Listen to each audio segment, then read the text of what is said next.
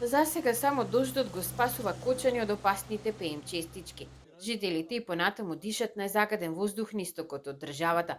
На социјалните мрежи секојдневно се објавуваат видеа од загадувачите, а екоактивистите пишуваат и преставки до институциите. И фабриката за хартија Papermill според нив се уште загадува. Единствен спас е користењето на екогорива. Субвенционирање на горивото кое тие би го користеле би било најдобро решение и за фабриката и за граѓаните, и со тоа би се решило прашањето за секогаш.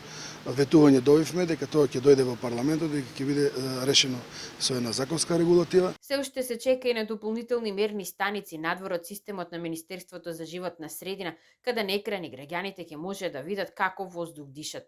Од општината велат, вклучени се во проект во кој прво ќе ги откријат сите загадувачи, па ќе кројат план како да се справат со нив. Ние како општина Кочани заедно со Министерството за животна средина ќе работиме да ги идентификуваме загадувачите, што е прв и најзначаен чекор во борбата за намалување на загадувањето, но ќе го продолжиме и проектот за субвенции на клима уреди, за да се напушти грејењето со дрва. Но најавите за поскапа струја граѓаните повторно ги сврте кон дрвото.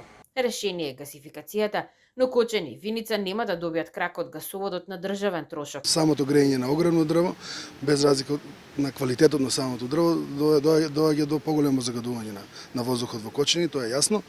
Но во моментов ние немаме решение за тоа како би го решиле.